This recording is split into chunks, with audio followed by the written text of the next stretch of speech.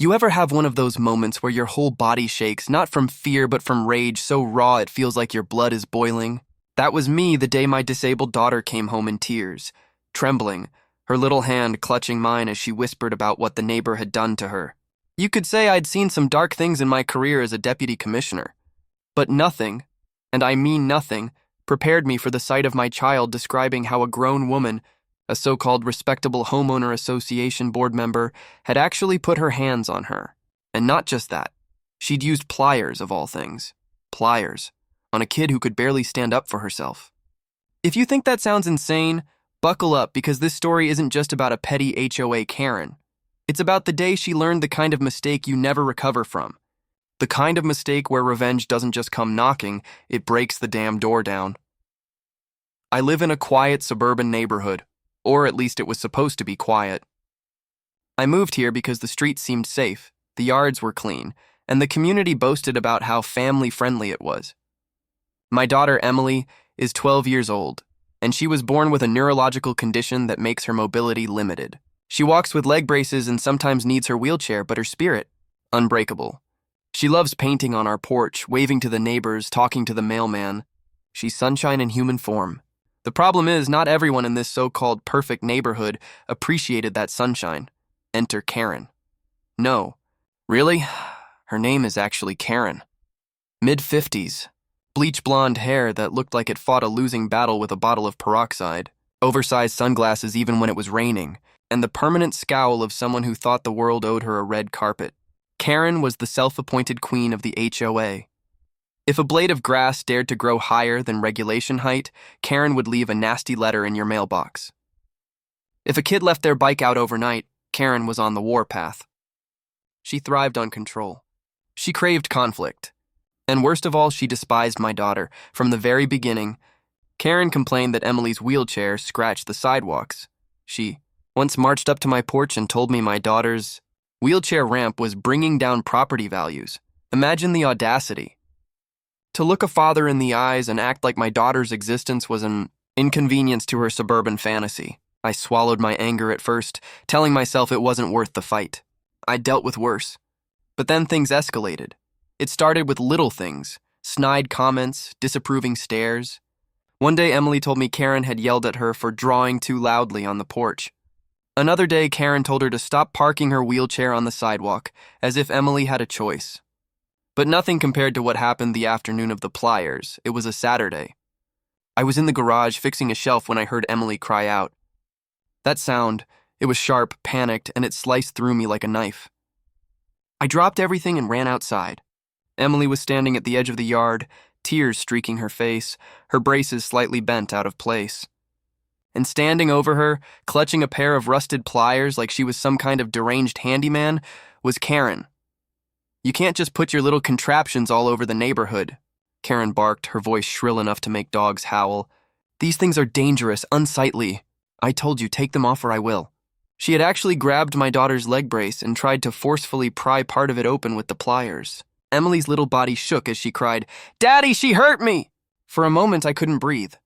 My vision tunneled, and all I saw was this woman towering over my child, daring to put her hands on her. Every instinct in me screamed to lunge at her, but years of discipline held me back. Not because I didn't want to, God knows I did, but because I knew that with people like Karen, justice has to be bigger than a single moment of rage. Justice has to be unforgettable. I stepped between them, my voice low, steady, but carrying the weight of a storm. If you ever touch my daughter again, I swear you'll regret it. Karen scoffed, rolling her eyes like I was some insignificant nuisance. Oh, please. You parents coddle these kids and the rest of us have to suffer. Someone has to enforce the rules. If you don't like it, maybe you shouldn't live here. And then she had the audacity to smirk at Emily, who was clutching my leg, sobbing. That smirk sealed her fate. I got Emily inside, calmed her down, checked her leg. Thankfully, the brace was bent, but her skin wasn't cut. I promised her she was safe, that I'd take care of it. And as I sat there, brushing her hair back, I made a silent vow. Karen would learn. She would learn exactly who she had messed with. Now, I don't usually throw my badge around. Being a deputy commissioner, I pride myself on keeping my professional life separate from my personal one. But when someone assaults your disabled child, the gloves come off. The very next day, I began gathering evidence. I spoke to neighbors who had witnessed Karen harassing families before. One dad told me Karen had tried to fine his son for leaving chalk drawings on the sidewalk. Another mother shared how Karen once tried to get her family evicted because their autistic son had too many meltdowns in public. My anger grew with each story. This wasn't just about Emily. This woman had made a sport of targeting vulnerable kids. I called in a favor from a friend in code enforcement. We pulled up records on Karen's property. Turns out the queen of the HOA wasn't so perfect herself. She had unpermitted extensions on her house, multiple safety violations in her backyard, and, oh, the irony, her own fence was technically out of compliance with HOA rules. The cherry on top? Her business, which she bragged about constantly, had been skirting taxes for years. But I wasn't done. I requested footage from a neighbor's security camera, the one pointing toward our street. And there it was. Clear as day. Karen, gripping pliers, bending down to yank at my daughter's braces while she cried out for help. My stomach churned watching it, but I also knew it was checkmate. I compiled everything. The testimonies, the code violations, the security footage. Then I paid a little visit to the HOA board.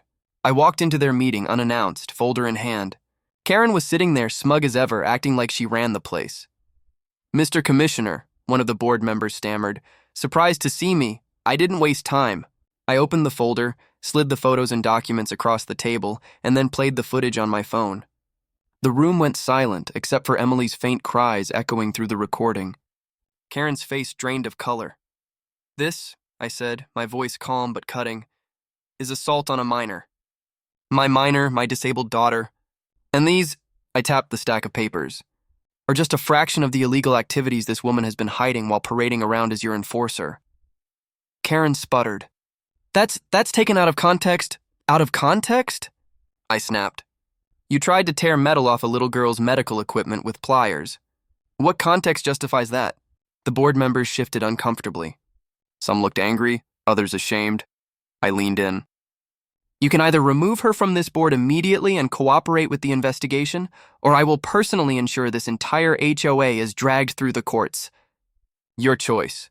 It was almost funny watching Karen's empire crumble in real time. Within minutes, the board voted to suspend her indefinitely. Within hours, police were knocking on her door with an arrest warrant for assault and child endangerment.